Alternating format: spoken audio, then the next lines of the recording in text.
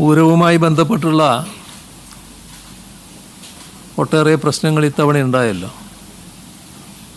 ഇതിൽ കേരളത്തിൻ്റെ തനതായ സാംസ്കാരിക അടയാളമായാണ് തൃശ്ശൂർ പൂരത്തെ നാം കാണുന്നത്. മതസൗഹാർദ്ദവും സഹവർത്തിത്വവും വിളിച്ചോതുന്ന ഒരു അന്താരാഷ്ട്ര സാംസ്കാരിക പൈതൃക ഉത്സവം എന്ന നിലയിലാണ് തൃശ്ശൂർ പൂരം കഴിഞ്ഞ 2 നൂറ്റാണ്ടിലേറെയായി കൊണ്ടാടുന്നത്. ഇത്തവണ പൂരവുമായി ബന്ധപ്പെട്ട് തുടക്കത്തിൽ തന്നെ ചില പ്രശ്നങ്ങളുണ്ടായിരുന്നു. ഒന്ന് എക്സിബിഷൻ്റെ ഘട്ടത്തിലായിരുന്നു.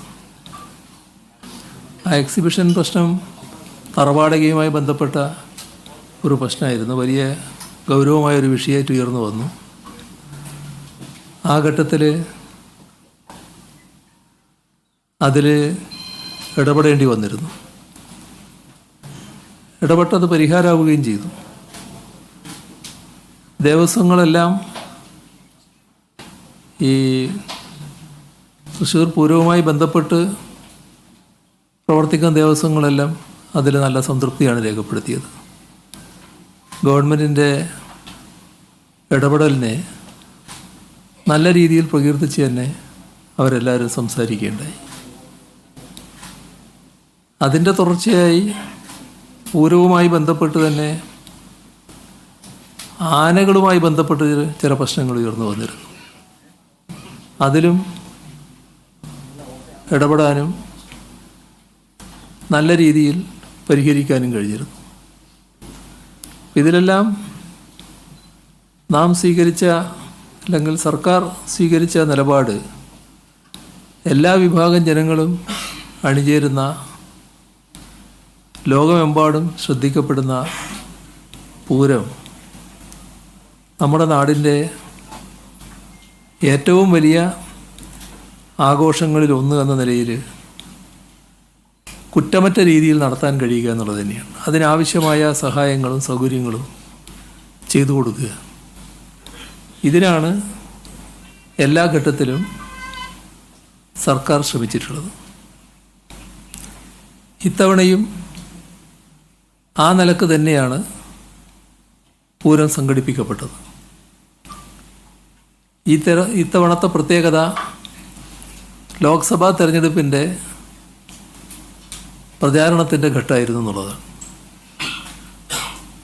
ജനങ്ങൾ വലിയ തോതിൽ പൂരനഗരിയിൽ എത്തുകയും ആഘോഷങ്ങളിൽ പങ്കുകൊള്ളുകയും ചെയ്തു. യഥാർത്ഥത്തിൽ പൂരത്തിൻ്റെ അവസാന ഘട്ടത്തിലാണ് അവിടെ ചില വിഷയങ്ങൾ ഉണ്ടാകുന്നത്.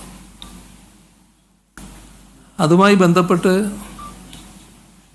പൂരം അലങ്കോലപ്പെടുത്താനുള്ള ശ്രമങ്ങളുണ്ടായി എന്നത് ഗൗരവമായി തന്നെ സർക്കാർ കാണുകയുണ്ടായി. അങ്ങനെയാണ് അതിനെക്കുറിച്ചൊരു അന്വേഷണം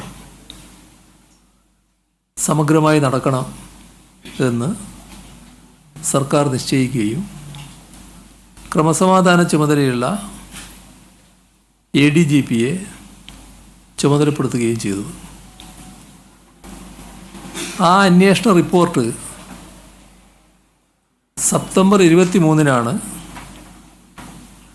സംസ്ഥാന പോലീസ് മേധാവി സർക്കാരിന് സമർപ്പിക്കുന്നത്. ആ റിപ്പോർട്ട് സെപ്റ്റംബർ 24-ന് എനിക്ക് ലഭിച്ചു. ഈ റിപ്പോർട്ടുമായി ബന്ധപ്പെട്ട് കുറേ കാര്യങ്ങൾ ആ റിപ്പോർട്ടിൽ പറഞ്ഞിട്ടുണ്ട്.